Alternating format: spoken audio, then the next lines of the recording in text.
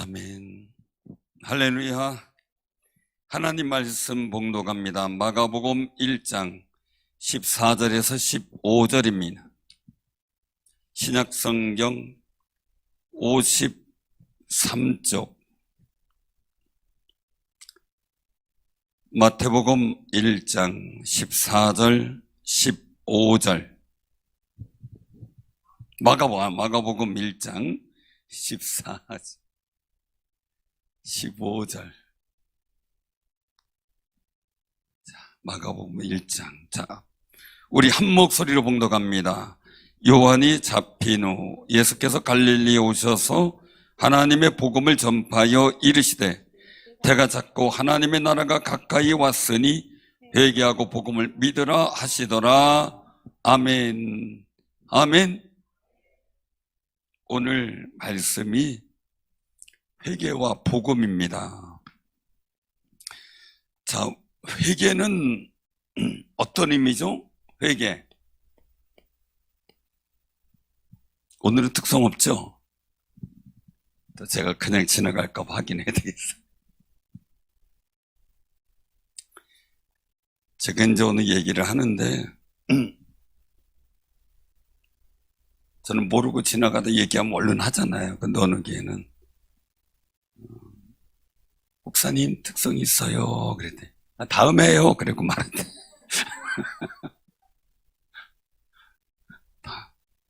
다음에 해요. 그랬는데 할 말이 없잖아요. 그래서 그 교회는 하여간 그냥 했대요. 다음에. 그래서 제가 웃었어요. 준비된 것 안 하면 참 힘들잖아요. 속상하고. 준비된 것 할 때 기쁨도 되고 또 예비한 거니까 얼마나 좋아요. 네. 예수님께서도 준비하셨어요. 어떤 거? 요한이 잡힌 후 이제 갈릴리에 오셔서 하나님의 복음을 전파해요. 그런데 회개는 뭡니까? 회개는 뭐예요? 예? 뉘우치는 거? 또요? 돌이키는 것, 또요?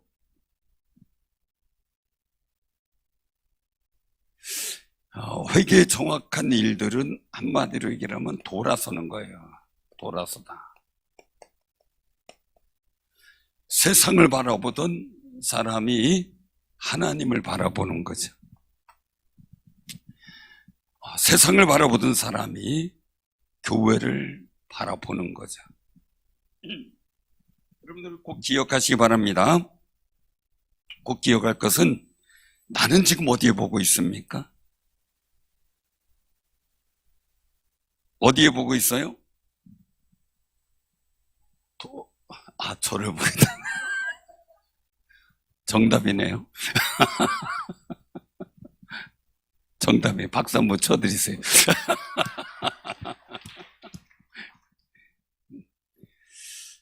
돌아서는데요, 이 돌아섬은 1회적이에요. 1회. 한 번 하나님 앞에 돌아서는 거죠. 그러면 이 돌아섬을 통해서 지금까지 지은 모든 죄, 그리고 원래 있었던 죄, 이 돌아섬을 통해서 나타나는 결과는 죄사함이에요. 죄사함. 이례적이라는 것은 한 번 돌아서는 거죠. 근데 한 번 돌아섰다가 다시 하나님의 신비한 은혜를 맛보고 세상에 빠진 사람은 다시 구원하기가 참 어려운 거예요. 성경에도 그렇게 나오죠. 중요한 일들은요. 그런데 요즘에 제가 느끼는 거예요. 신앙생활 안 하다 못하다가 다시 돌아서와 하나님을 바라보기로 작정하기로 오시는 분들이 있어서 너무너무 감사해요. 하나님은 그런 분들을 찾고 계시니까요, 우리 옆에 분들하고 인사나 하세요. 눈 좀 똑바로 뜨고 바라봅시다.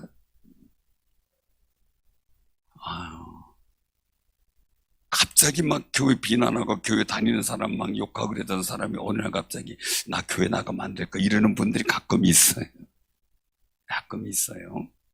강한 반대는, 강한 거부는 강한 긍정을 나타낸다 그러죠. 강함. 그래서 교회 다닌다고 자꾸 뭐라고 어렵게 하는 사람일수록 변화될 기회가 있는 사람이다. 아무 반응 안 보이는 사람이 더 힘들어요. 더 힘들어요. 그러니까 막 교회 다닌다고 남편이 핍박할 때 오히려 전도할 기회가 되는데, 너 다녀 괜찮아 이렇게 아주 그냥 후덥분하게 하는 분일수록 더 힘들다는 거예요. 어떤 교회에서 있었던 일이죠. 심야기도회에 정말 나오고 싶어가지고 남편한테 얘기하면 밤이 어딜 나가 하니까 어떻게 해요? 못 나오죠. 그래서 그날은 작심을 하고 교회를 나왔대요. 기도해야 되겠어서. 남편은 술 중독 정도로 술을 많이 마시고 툭탁하면 폭력을 휘두르고, 집에 와봤더니 부인이 없어요. 날 요일을 보니까 금요일이에요. 그럼 어디 간 거예요? 교회. 그러면 믿을만 하죠. 그쵸? 그래도 부인이 교회가 있다 이렇게 생각하면 안 하죠. 캬바레가 있으면 어떻게 할래? 저쪽 교회는 기도원에 한 여집사님이 이제 은혜 받으러 왔어요. 근데 남편이 술 먹고 그냥 쫓아온 거예요. 이 옆에 내 가만 안 내비둔다고. 그런데 그거를 담대하게 한 분이 붙잡고 막 뭐라 그랬대요. 그래도 당신 부인이 정신이 똑바로 하니까 당신이 해서 기도하러 여기 왔고 자식이 위해서 기도하러 온 거지. 정신 나간 사람 같으면 나이트클럽 가고 딴 사람 쫓아가고 엉뚱한 데가 있으면 당신 어떻게 찾을 거냐고. 여기 온 게 다행인 거지. 뭘 그걸 가지고 그냥 막 고통쳤더니 나중에 듣더니 죄송하네요. 그러더니 좀 담대해야 돼요. 그쵸? 그래서 이제 이분이 정신 차리고 그리고 그냥 조용히 돌아갔다 그래요. 나중에 믿었는지 안 믿었는지까지는 모르겠어요. 근데 이제 부인이 왔어요. 이 사람이 술 마시면서 쫓아온 거예요, 교회를. 쫓아서 보니까 다 앞을 바라보고 있으니 뒷모습밖에 안 보이잖아요. 그러니까 비슷한데 저 여자 같다. 그래서 가자마자 머리채를 끄들고 끌고 나왔대. 그래가지고 근데 고도차고 패 닦고 때 또. 근데 때리다 보니까 얼굴이 다르더래네. 그 지역 서장님 부인이었어요 또. 어떻게 하겠어요? 누군지도 모르고 때려놓고 싹싹 빌고. 근데 이제 거기서 이제 목사님하고 경제서장님하고 그 집사님하고 같이 짰어요. 교회 나가면 용서해주고 안 나가면 구속될 줄 알라고. 하부에 안 해준다고. 이거 엄한 분을 머리채 끄들려고 드디어 뵀으니 어떻게 해요.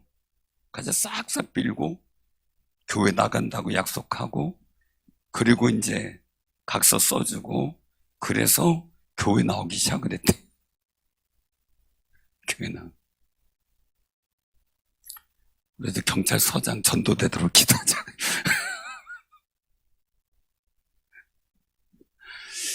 그래가지고 있었는데 강하게 반대하는 사람들이 오히려 더 쉽게 예수 믿을 때가 있어요. 이게 돌아섬이거든요.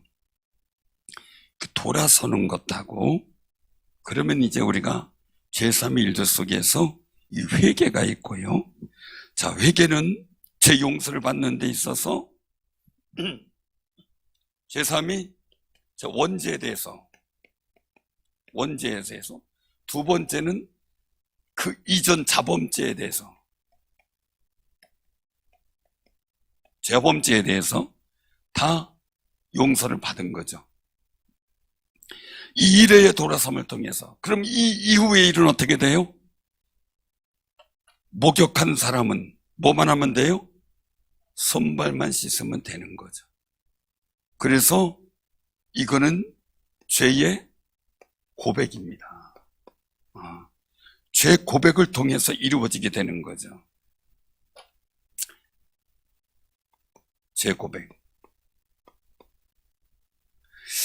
근데 저게 그런 경우가 있어요.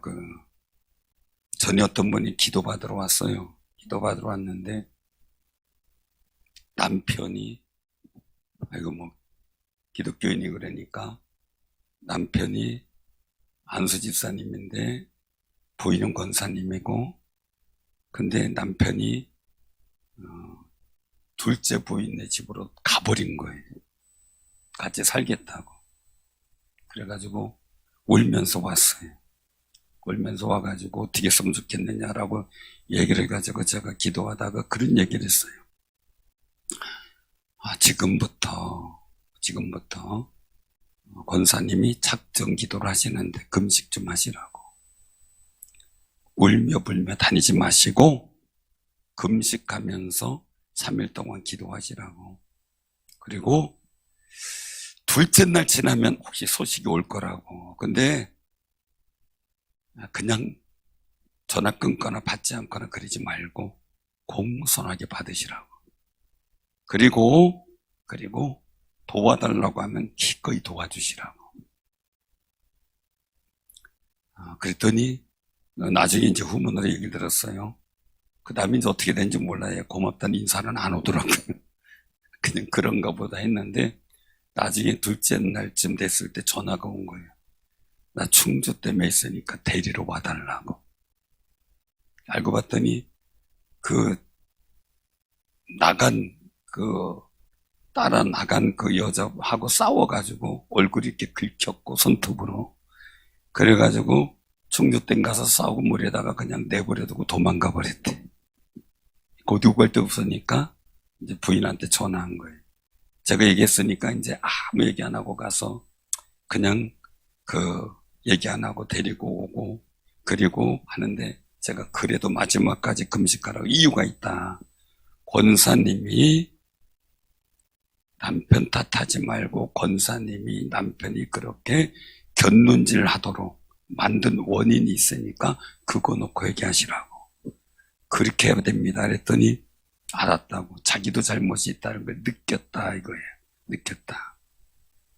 그리고 어쨌든 회복이 됐어요. 그리고 다시 집에 돌아왔어요. 2번 다시 안 그래야겠다고 싹싹 빌었대요. 그럼 된 거잖아요. 제가 왜 이 말씀을 드리냐면요, 회개는 다른 데 받다가 돌아서 오는 게 회개예요. 그런데 우리가 살아가면서 죄의 고백을 하는 건 뭘까? 곁눈질하는 거죠. 제가 아내하고 데이트할 때 어디가 사진을 찍었는데 누가 찍어준다고 찍었어요. 근데 해필이면 이런 디지털 카메라는 이렇게 찍어놓고 마음에 안 들면 싹 지우잖아요. 근데 옛날 필름 카메라는 안 그렇잖아요. 찍어놓고 이게 어떻게 나왔는지 모르잖아요. 근데 포즈를 취하다가 누가 지나가길래 이렇게 곁눈질을 이렇게 했어요. 이렇게. 그걸 찍었어요 또. 같이 어깨동무하고 찍으면서 카메라를 보는데 곁눈질 이렇게 한 걸 찍어. 어디 봤냐 이거예요. 난들 알아야지. 아내는 어디니까 가만히 있는데 친구들이 우리가 곁눈질 하듯이 실수하고 허물이 있을 수 있어요. 허물이. 근데 그 일들에 대해서는 우리가 자범죄로 죄의 고백을 통해서 해결함을 받는 거죠. 자, 근데 오늘 본문 말씀 속에 보면 회개하라 라고 말씀하세요. 그리고 복음을 믿으라. 이 얘기는 율법을 믿던 사람들이 율법에서 영생을 얻는 줄 알았는데 아니다 그거예요. 율법에서 돌이켜서 뭐를 믿으라고요? 복음을 믿으라. 율법은 죄를 깨닫기는 하지만 죄를 용서해주는, 사해주는 능력이 없는데, 복음은 죄를 알게도 하지만 죄를 사해주는 거룩한 은총이죠. 예수 그리스도의 십자가의 보혈의 능력을 통해서. 할렐루야. 그 은혜에 감사하며 사시길 바랍니다. 그러니 이게 이스라엘 민족의 유대인들에게 전해진 것은 율법주의에서 돌이켜 복음을 믿으라. 복음을 믿으라. 그 일의 대표적인 사람이 누구죠? 사울이죠. 바리새인 중에 바리새인. 율법에 관해서는 아주 박식하고 전문가고 철저하게 믿었어요. 그런데 예수를 보고 나니까요, 아무것도 아닌 거예요. 그게 아무것도 아닌 거예요. 그래서 회개가 되면 변화가 돼요. 어떤 변화가 일어나느냐? 회개가 되면 첫 번째로 양심적 변화가 일어나요. 양심적 변화. 부끄러워져요. 부끄러움을 알아요. 양심은 왠지 모르게 부끄러워. 자꾸 내가. 사랑하는 성님들, 부끄러움을 모르는 게 문제예요. 이 부끄러움을 알아야 되는데, 이 부끄러움을 모르면 그게 문제죠. 여러분들 마음에 부끄러움을 내가 안다는 것, 그게 정말 내가 양심 있는 사람이라는 증거예요. 근데 세상에 부끄러움을 몰라요. 잘못해놓고도 부끄러움을 몰라요. 우리 아이들에게도요, 잘못했을 때 부끄러워할 줄 아는 방법을 가르쳐줘야 돼요. 잘못해놓고, 그래 너 잘났다, 내가 그 잘못새끼로 써니 하면서 오히려 덤비는 사람이 있어요. 그래서 흔한 말로 말하죠. 뭐예요? 누가 더 썩낸다고요? 방구 낀, 그 뒷말은 제가 안 하고요. 방송 중이라 방구 낀 사람이 더 그런다는 거. 방구 때문에 소리 없는 방구가 있고요, 소리 있는 방구가 있고요. 그렇잖아요. 근데 냄새는 나는데 누군지 모를 때 화내는 사람이 범인일 가능성이 거의 많아요. 그래서 방구 낀 사람이 화낸다는 거죠. 세상에 부끄러움을 모르고요, 그 있는 사람의 모습들, 양심이 아직은 회개가 되지 않은 모습이에요. 때가 묻어 있다는 거죠. 그래서 회개하게 되면 양심이. 그래서 아담과 하와가 뭘 알게 돼요? 부끄러워서 숨었잖아요. 그래도 양심 있는 거죠. 그러니까 하나님께서 가죽옷을 입히는 거죠. 우리가 꼭 기억하시 바랍니다. 양심이 깨끗해져요. 회개하게 되면 양심이 깨끗해져요. 두 번째, 회개를 하게 되면요, 두 번째 회개를 하게 되면은 보는 게 달라져요. 즉 눈이 달라지는 거죠. 보는 게 달라져요. 보는 것이 달라져요. 이 일들 속에서는 비전이 달라진다는 거죠. 비전, 꿈, 비전이 달라져요. 보는 게 달라요. 안 보이던 천국이 보여요. 회개를 하게 되면. 회개를 하게 되면은 왠지 모르게 내가 못 보던 것을 보게 돼요. 그래서 어떤 어려운 문제가 생겼을 때 우리가 늘 눈물로 기도할 때 말이에요, 물론 회개했을 때 세상이 달라져요. 그래서 사도 바울은 사도가 아니었을 때 자기가 비방자, 폭행자였다는, 교회를 핍박하는 핍박자였다는 사실을 몰라서요. 정당하다고 봤어요. 정당하다. 스데반 집사님 죽이는 것도 정당하다고 봤고, 교인들을 잡으러 가고 오기 가두는 것도 정당하다고 봤어요. 그런데 예수를 알고 나니까 제가 죄인 중에 괴수라는 걸 깨닫게 돼요. 그래서 그가 세상만 바라보던 그 눈이 천국을 바라보게 되고, 부활의 소망을 더 강력하게 바라보게 되고, 그리고 또한 위에서 부르신 부름의 상이 무엇인지 알고 깨달아 그 상을 향하여 달려가노라 고백을 하고 있고요. 감옥 속에서도 주 안에서 기뻐하고 있고요. 감사하고 있고요. 정말 내가 부르신 그날까지 끝까지 사명을 감당하겠노라고 고백을 하고 있어요. 보는 게 달라요. 감옥 속에서 그동안은 갇힌 사람만 봤어요. 자기가 갇혀서 바깥 세상을 보는 예는 드물었어요. 감옥에 갇히는 것 자체가 치욕적이었고, 감옥에 갇히는 것 자체가 죄수였고, 감옥에 갇히는 자체가 인생의 끝이었어요. 그러던 사람이 감옥에 갇히더니 귀신 쫓아내고 감옥에 갇히더니 거기서 감사하고 찬송하더니 착고와 감옥문이 풀려 열려지는 역사를 경험하게 돼요. 그만이 아니라 로마 감옥에 갇혀서 이제 순교의 날을 기다리고 있는 상황. 이제 특별한 사건에 의해서 내려 황제가 불질른 로마가 화재가 일어났는데 그 화재에 주범으로 몰리고 하는 일들 속에 순교당하는 그 상황들이 전개되어지는 상황 속에서도 그 감옥 속에서 이 감옥의 현장 속에서도 다른 빌립보나 욕증서신을 쓰면서 이것이 복음의 진보를 위해서 필요하다는 거죠. 감옥이 희망적인 데지 절망적인 데가 아니어서 보는 게 달라요. 그러니까 회개를 하게 되면요, 회개는 크게 한번 하나님을 믿는 일이 돌아섬이지만 내가 겼는지라고 세상을 바라보고 빠져있다가 어느 순간 내가 죄를 고백하며 하나님을 우러러볼 때 내 시각이 잘못되었다는 걸 깨닫게 되고요, 바르게 볼 수 있는 눈이 열려요. 바르게 볼 수 있어요. 원래 세상이 얼마나 왜곡됐는지 이 수저 계급론으로다가 그냥 사람들을 다 희망이 없는 사람으로 만들어 놓고, 그리고 수많은 사람들이 세상을 왜곡되게 볼 수 있는 눈을 우리에게 자꾸 주고 있어요.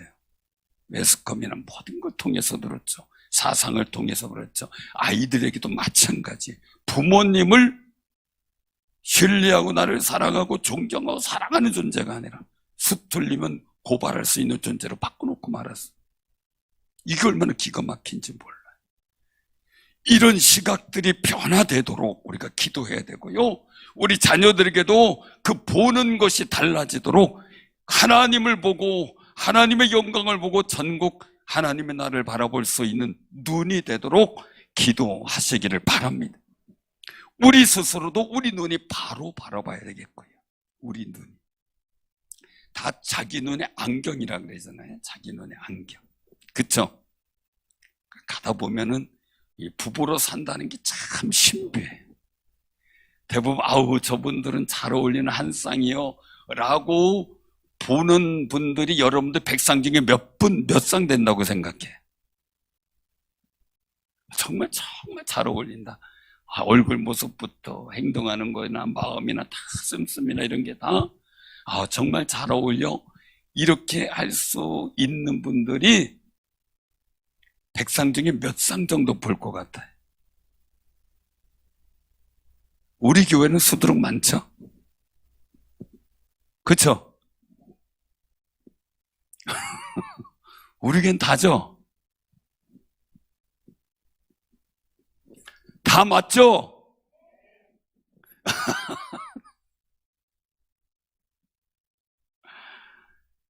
정말 부부의 어울림이라는 것은 상당히 가만히 보면 참 오묘하다 이렇게 느낄 때가 참 많아요. 그것만이에요. 사람이 어울린다는 그 자체가 참 오묘하다 그럴 때가 참 많아요. 신비하다. 그런데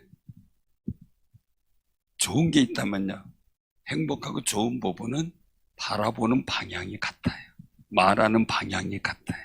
그러면 돼. 그런데 나는 이쪽을 바라보는데 이 사람이 이쪽 바라보고 어떻게 돼요? 마치 박 가는 소가 서로 다른 길로 가려고 하는 거하고 똑같아요. 이거 힘든 거죠. 힘든 거죠. 우리는 회개함으로요, 사랑과 은혜가 넘쳐서 생각하고 바라보는 일들이 천국이어야 되고 하늘의 상급이어야 되고 믿음의 복된 역사로 초점이 맞춰진다면 정말 우리는 복된 역사를 만드는 귀한 만남과 부부와 가족이 돼요. 그래서 세상은 왜곡되게 바라보고 있고요. 우리 눈을 자꾸 변하게 만들어요. 저는 신기한 게요. 이 안경이라는 것도 말이에요. 안경을 제가 시력처럼 웬만큼 다 좋아요. 그런데 문제는 눈이 두 개로 보여요. 눈 두 개가 맞죠? 하나가 두 개로 보인다는 거죠. 근데 그게 좀 문제라, 웬만한 글씨는 다 보이는데 그게 문제예요. 이거 쓰면 그래도 눈이 제대로 보여요. 그게 달라진 거죠. 안경원에 가서 얘기했어요.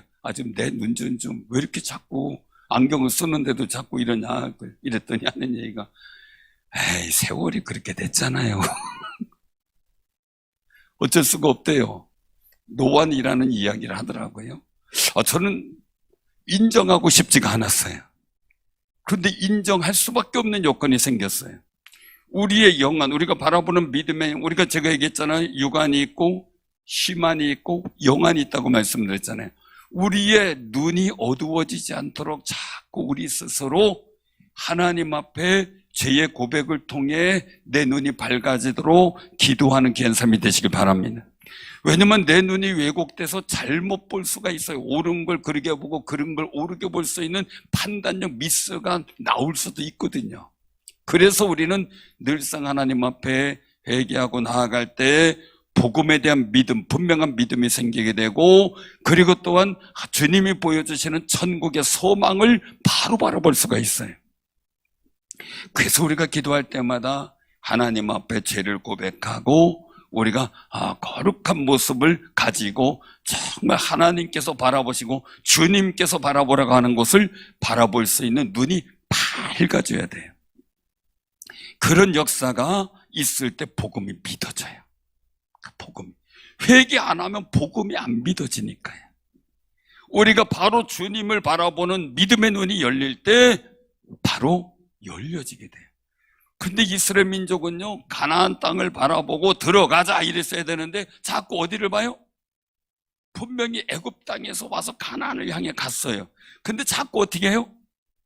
뒤돌아보잖아요. 자꾸 롯의 아내가 소돔과고모라를 피해서 소알 땅으로 가다 어떻게 됐어요? 뒤돌아보다가 소금 기둥이 됐잖아요. 생명을 잃어버렸어요. 자꾸 뒤돌아보니까 믿음이 상실돼요. 사랑하는 성님들, 복음을 믿는 믿음의 눈을 뜨고 살아가는 귀한 삶이 되시길 바랍니다. 세 번째의 일들 속에서 우리가 기억해야 될 게 있어요. 세 번째, 가치관의 변화가 생겨요. 가치관의 변화.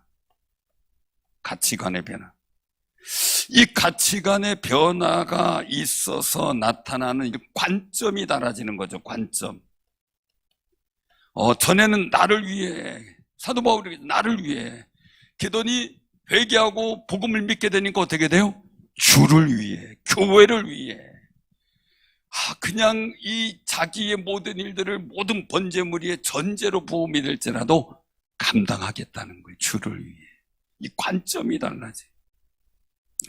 어떤 일을 할 때 내 관점으로 생각하던 것이 이제 주님의 관점으로, 하나님의 관점으로 생각하고 교회 관점으로 생각하는 마음으로 바뀌어져요.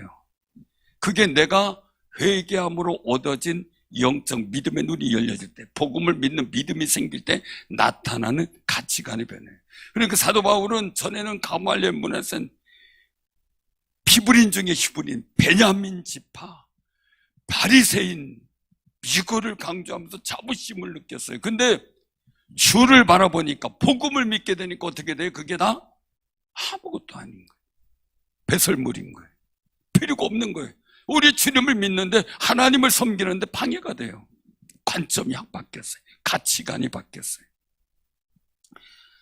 전에